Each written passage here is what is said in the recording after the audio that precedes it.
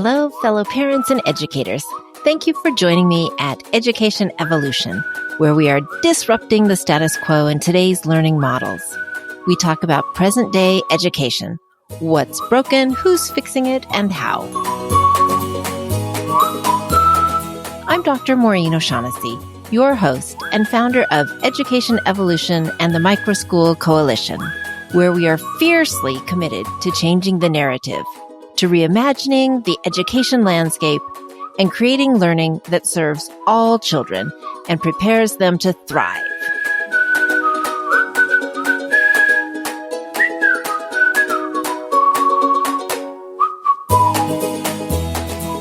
If you are new, welcome to the podcast. Please subscribe on our website to get it delivered to your inbox weekly. If you've been around a while, have you left a review?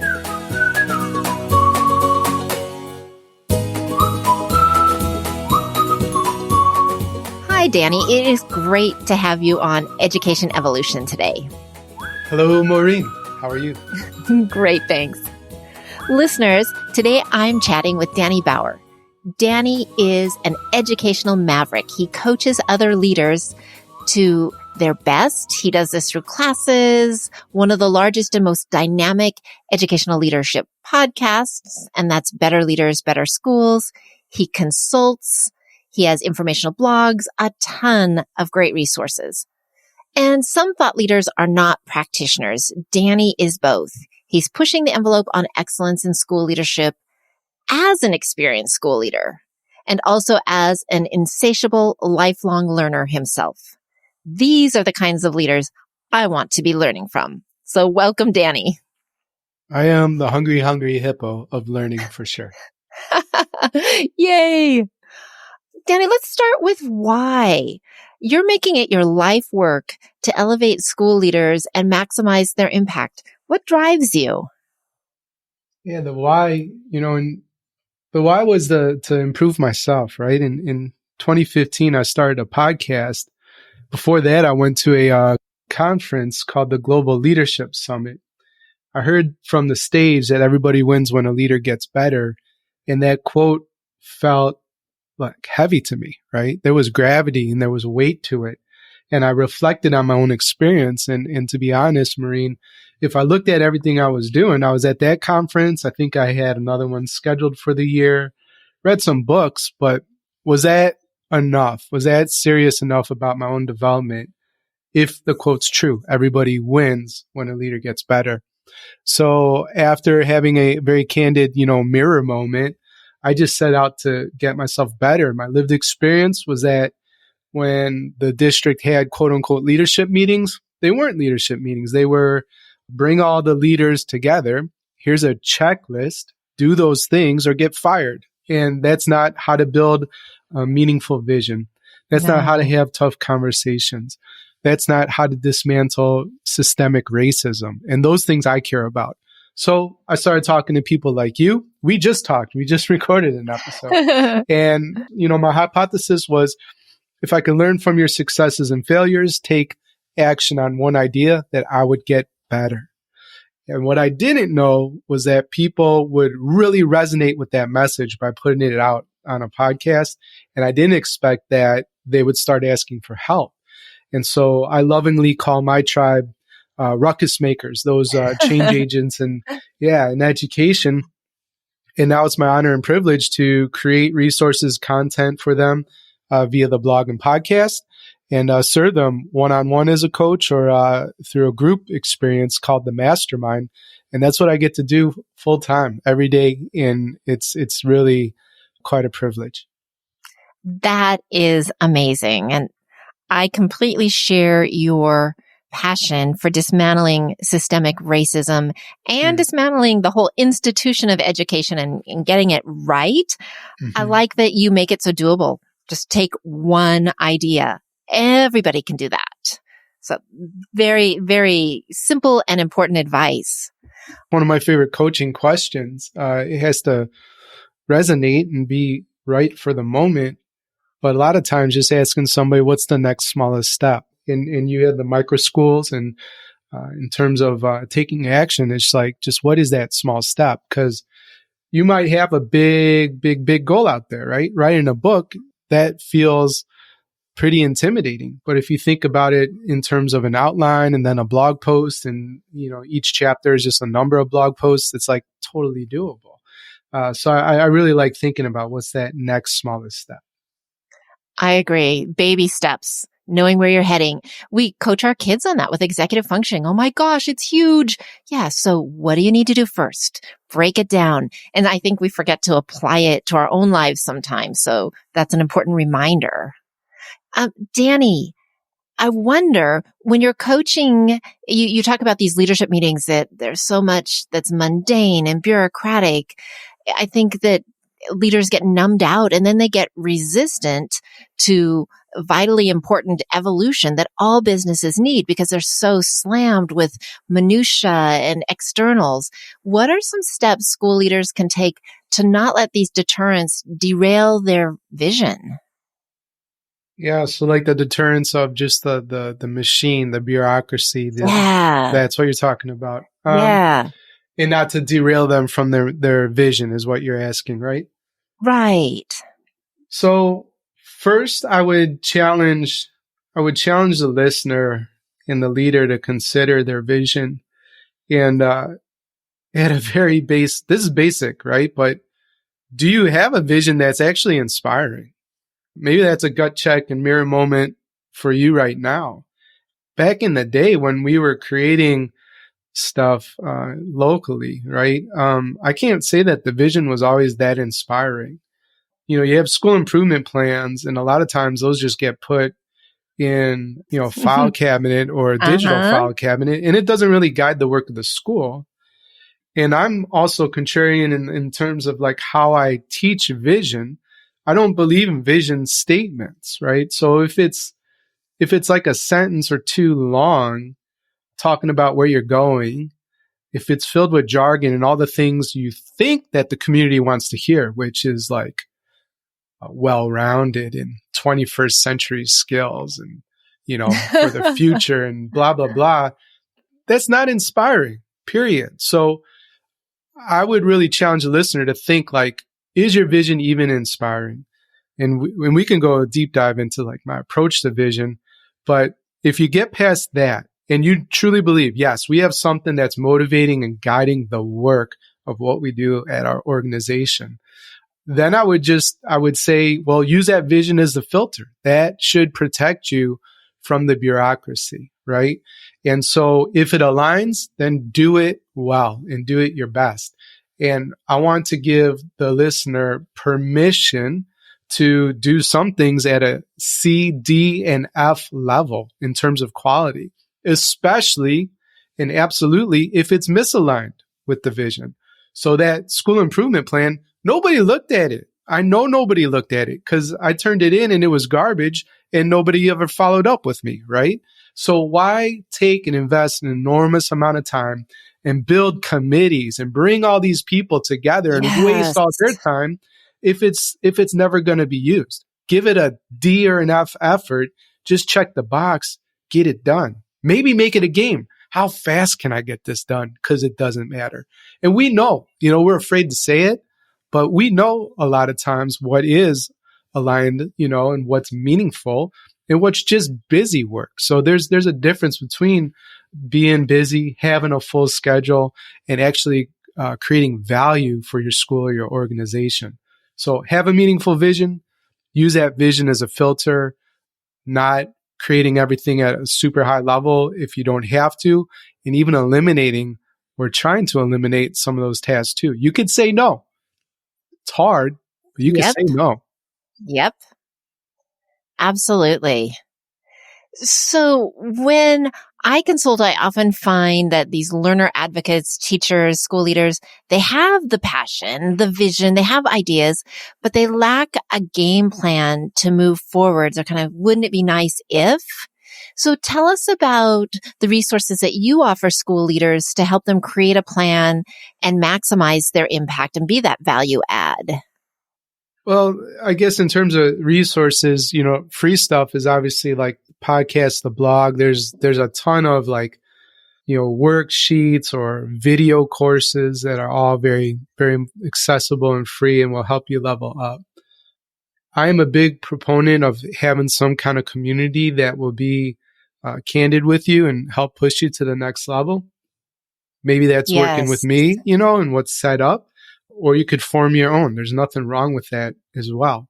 I will challenge the listener. I think on social media, that's not your go-to place. That's my assertion. You can Yep. meet and have and build tremendous relationships and get and share tremendous information on social media, but social media is not reality. It's not the actual map of what is going on in real life.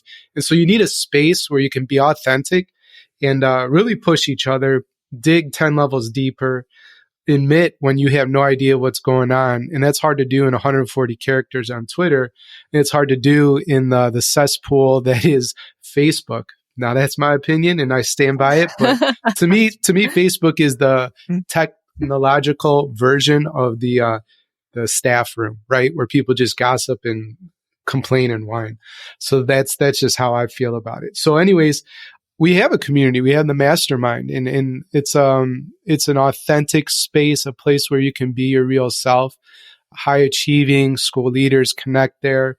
And we do that on a weekly level where consistently, we'll read different books. So we're reading The Infinite Game by Simon Sinek right now, talking about how that applies to running a school. We share wins of the week. We do accountability tips of the week, sharing resources.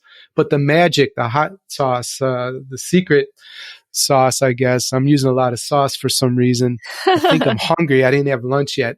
And, really the main value of the Mastermind is that you have the hot seat. And so there, Maureen and listener, you share your number one challenge. It's plain and simple. Like, here's what I'm going through and I don't know what to do, right? Or I have an idea and I want to make sure that it's good, that it's solid.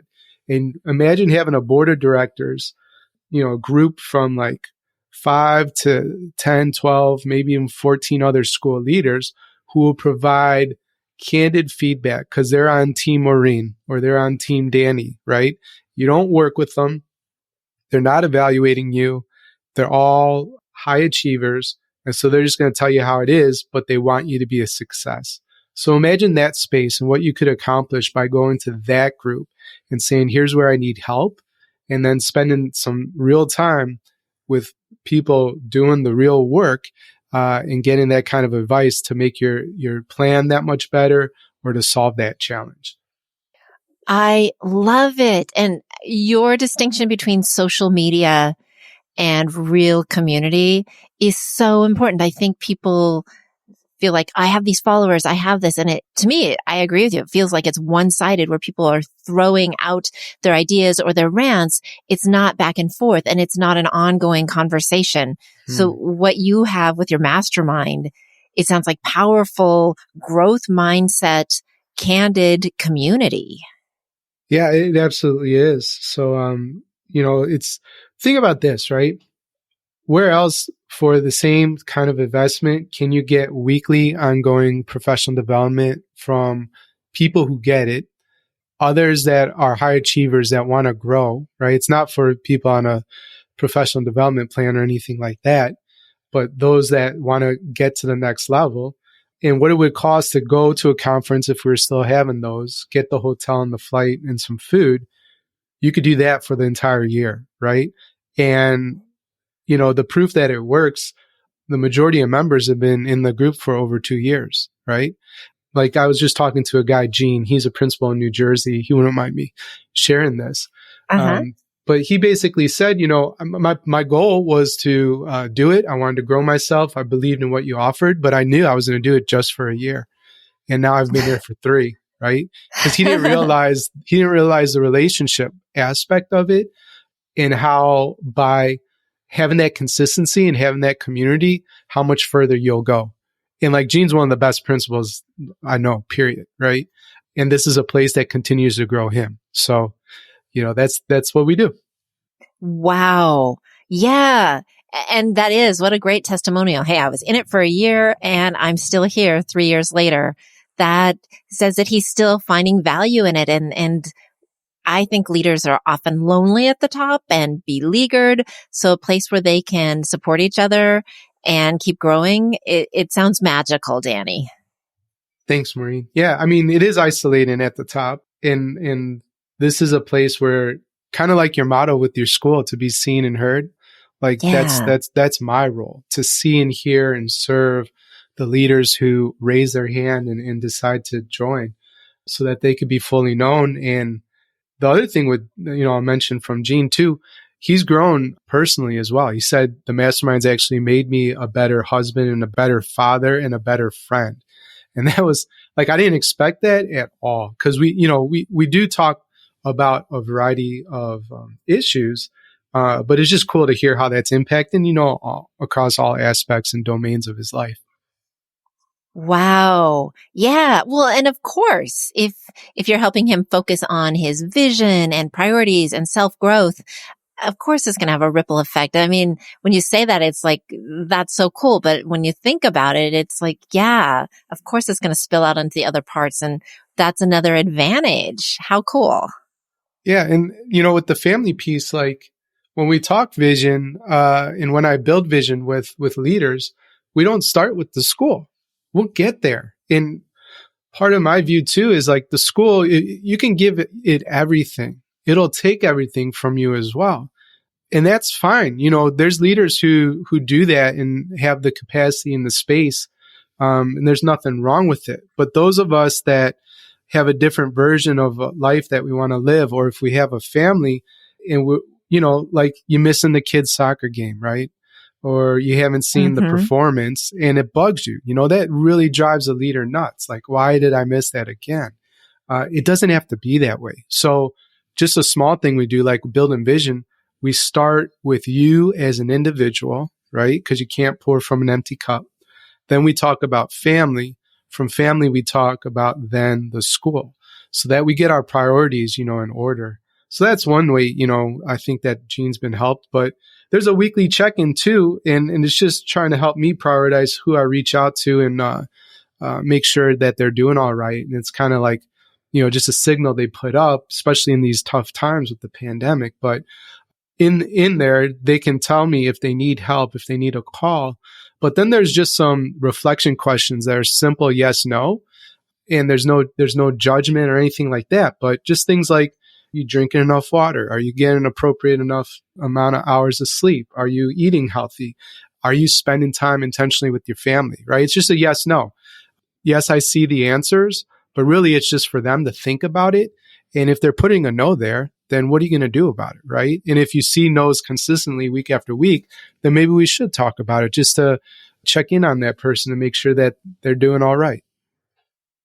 Absolutely. Yeah. What you're saying makes really good sense. I've been studying up on optimal performance, and like athletes, they're not out there performing. They do a lot of recovery. They do a lot of training. They're really intentional about all those other things for the times that they perform. And I think school leaders are perform, and very little recovery time and not paying attention to sleep and to exercise and to all those other pieces that are integral. So for you to start with the person and look at those holistic pieces and do those weekly reminders about self-care and life balance, you're helping them remember not to be that machine that's not as effective as somebody that is taking time for the recovery and for the personal life. That's so much more holistic than other leadership models that I've seen that focus just on how you lead in your business.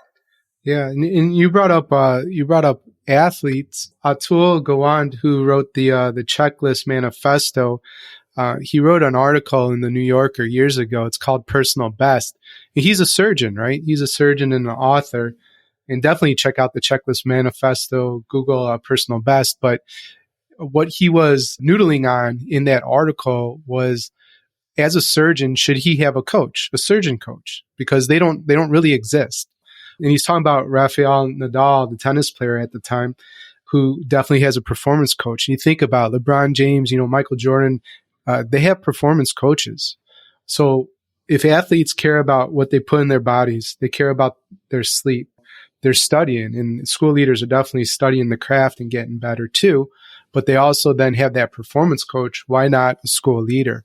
And I think sometimes it's like, where am I going to find the funding, right? And I'd say that a lot of majority of the members do use school funds, but many pay out of pocket as well. Okay, let's put that aside because you'll figure that out. But I think the real issue for some people might even be the guilt. Am I worth it? Ouch. Right? Yeah, seriously. Like, is this amount, like, am I worth it? And school leaders so often, they were teachers, right? And teachers are the most generous group of people that I know. And they give, right? And then that happens as a assistant principal, give, and you forget about yourself. And that might be partly why you're not seeing your family too. But then the am I worth it question. So I was talking to Eileen. At the time, she was a school leader in Qingdao, China. And we met up in London. She was doing a teacher recruitment fair. And so I flew from Glasgow, Scotland, where I lived at the time, met her in London, and we had lunch and then went on a walk around beautiful Kensington Park. And she said, I had to get past the leadership guilt. And I'm thinking, Maureen, what are you talking about? Like, what? First, I'm like, what did I do to make this person feel guilty? Did I guilt her, like twist her arm to join? No. So she said, I don't think twice about dressing the part. I buy the nicest clothes so I can look professional, right? But I've never for a minute thought about joining a community and a coaching program that's about developing my mindset and my skills. And she's like, I had to get past that hurdle. Looking back, it's funny because, yeah, it matters a bit how I dress. People care. But what matters more? How I show up every day, the decisions I make, the culture I build, right? That was a really interesting moment for me because I had never heard it before, but I think a lot of leaders wrestle with it. You know what? I think you're right. That permission, it's different. Permission to buy a tire is one thing, but to work on my own growth, I don't know. I think we assume we're supposed to just show up as a leader and have it down, but I don't know. I've had a spiritual director and monthly meetings for decades. It's like I can't imagine not getting, support on evolving as a human. I mean, it should be a given, but you're right. There is a sense of guilt with self-care items, isn't there? Yeah, it is. It's a bit of a weird, thing because the attire, you see the suit, that you buy. Let's say you buy a nice car. I mean, you get the idea. You can see the physical product, but when you're talking about, I'm going to become a better leader, this is a community, this is a professional development mindset. It's just different. And so you have to be confident that this is going to work for you. And so it was scary for me. The first time I hired a coach, and I'm in a mastermind as well, that was scary because I had never invested that much in my life. But now it's become a thing where I invest between 5-10% of what I make each year at a minimum on personal growth opportunities, coaching and conferences and these kind of things, because what I've learned is that that's actually what's helped me now become a success, right? I was doing fine, but that's what's really accelerated stuff. And the last thing I want to say about the development, idea and opportunity is, I work with top performers. They're normally forgotten. Because if you think about who gets the coach supposedly in a district, that's normally your lowest performer. Because they're, and it's a race to the bottom. It's like, okay, how do we get these poor performers up to average? But I think that's kind of messed up. Like the paradigm should be, how do we get our best even better? How do we get people in the middle to be the best? So that's that's just the approach that I like to take. Yeah. And I see that in classes too. A lot of times the students that have the biggest needs can get extra help. But what are we doing for the kids in the middle or the kids that get it to help them advance? So we do have this kind of race to the bottom mentality. Let them be. They're doing fine. Exactly. Yeah. They're not causing any problems. So let's go with where the problems seem to be, which is unfortunate. This is a complete pivot, but I really value you as a thought leader, and I'd love to hear just some of your ideas on dismantling systemic racism, especially in the educational realm, but I think it's really hard to isolate it to that. What's stirring in you? What are some ideas that are percolating for you? First, I think just don't be silent. You know what I mean? That bothers me. So you can't be quiet. You need to talk. You need to step up to the plate, especially as a leader. And if you don't get it yet, because maybe you don't get these ideas of systemic racism or white supremacy culture and this kind of stuff, well, become a learner, get curious. And so maybe that's how you're vocal. Here's some things that I'm reading, right? And here's what I'm learning. And then bring people together and create safe places, to have these discussions. And I think too, as a leader, don't think like you have to have it all figured out, right? Especially if this is not your wheelhouse and this makes you really uncomfortable even to bring up the topic, then get help. Get somebody that comes in. There's Dr. Sheldon Akins is great in his work and podcast. And then I'm forming a relationship and friendship with a guy, Dr. Tracy Benson. Both of them all work on these type of issues and have so much value to offer. So I'd go to them. But personally, what I'm reading in understanding where I have influence. So on the podcast, I created an anti-racist podcast playlist. So all the shows that deal with diversity and inclusion and equity and systemic racism, put them all in one place. I wrote more about it. I have quite a runway of content already planned and scheduled out.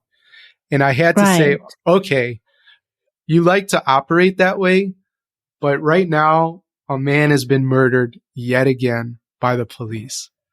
So address it, right? Even though you have content written for the next couple months, it's going to sound really tone deaf if you have an opportunity here. So I changed things around and I made sure I talked about it.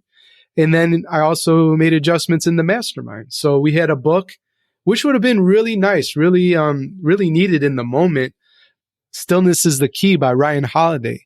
We're still going to read that book. And it's about how to just find those moments of peace amidst the chaos. So obviously that'd be a really great read right now. But having influence in the community and wanting to push the conversation, we read How to Be Anti-Racist by Kendi. It's not a perfect book, but guess what? It had great ideas that we could discuss and move the conversation forward. And I love it because one of my core values is ripple effect. And we know this, right? Grab a stone, throw it in a lake, a pond, a stream, whatever, and you see those ripples. Like, I want to have that type of impact within the community. And of the 60 people in there, let's say 1,000 average, right, per school, that's 60,000 people I'm impacting. And in the last school I led was 1,800, right? So like just maximizing that. And then talking about on the podcast and the reach we have that way. So where you have influence, like speak up, step up. And I didn't claim to have it all figured out, right? But we had a space that was safe where people could be vulnerable and ask questions or say hurtful things, but bounce back from that, because we're all trying to figure it out together. And we really learned a lot. Last two books I'll just mention. I'm reading a book called Overcoming Bias by Tiffany Jana and Matthew Freeman. And I'm reading a book called Cast as well, which is on an Oprah book club. But these are just trying to be curious and learn as much as possible. I love that. There are so many key points in there about speaking up and being vulnerable, and we don't have to wait to have it all figured out and using our influence. I completely agree with you. We can't be silent. We can't just carry on. And in our own humble way, we each have to be curious and learning and having a voice to help end systemic racism. So you captured it from so many angles. That was great, Danny. Thanks, Maureen. Yeah. So I have one last question for you. Okay. Danny, if you had a magic wand and could make a massive change in the world of educational leadership, what would it be? Get rid of schools. I hear you. Say more. And this is no disrespect, right, to schools or to education. That's the group I serve. That's where I've come from. Those are my roots. But the reason I say that is let's just talk the physicality of school. If we remove schools, what would we put in its place? And I think that's a really great thought experiment to rumble with and be creative and dream big dreams, right? And maybe it's a bit crazy to think that way. I like that though, because if even 1, 5, 10% of what that dream is can be implemented and true, I think that can move education forward. So let's just say the magic wand, no more physical schools. They've all disappeared. So what are we going to put in its place? Oh my gosh, that is just ripe with possibility. Love it. And it also shows you to be the big ruckus maker and leader of ruckus makers, because that is pretty revolutionary. Yeah, don't come to me if you want tradition. Like, that's not going to work.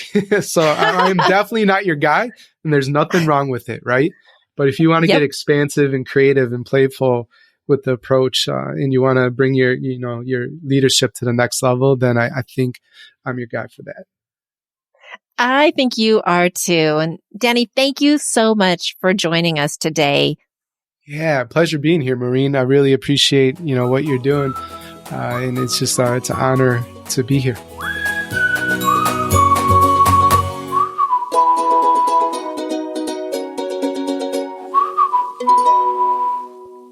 Inspirational, right?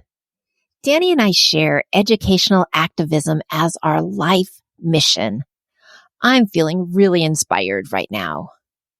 Danny makes change happen and leverages change by helping leaders be seen, heard, valued, and thriving.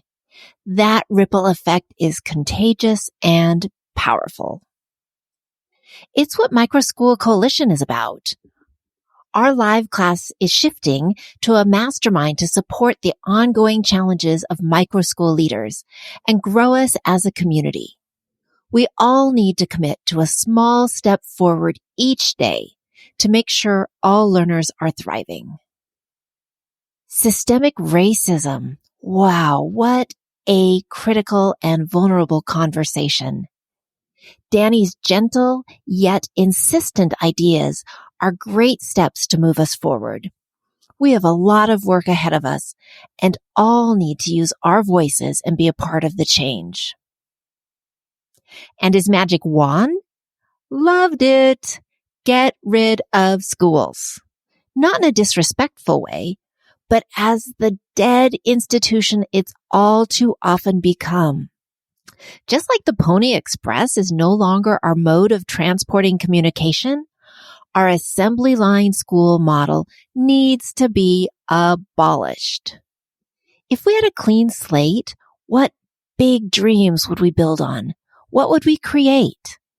What would it take for all of our kids to be seen, heard, valued, and thriving? Lots to ponder, wonderful Education Evolution listeners. Now go out and take your baby step toward a better tomorrow. Until next week.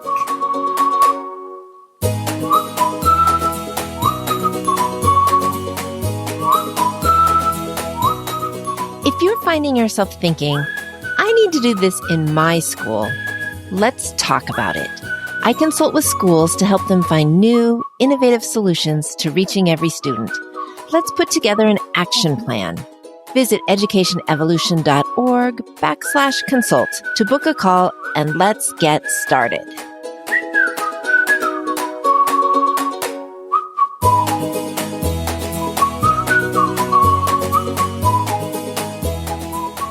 Education Evolution listeners, you are the ones to ensure we create classrooms where each student is seen, heard, valued, and thriving. We need you. Let's go out and reach every student today. I'd be so grateful if you'd head over to your podcast app to give a great rating and review if you found this episode valuable. Don't wait. Please do it right now before you forget. I really appreciate it. Thank you for listening. Signing off, I am Maureen O'Shaughnessy, your partner in boldly reimagining education.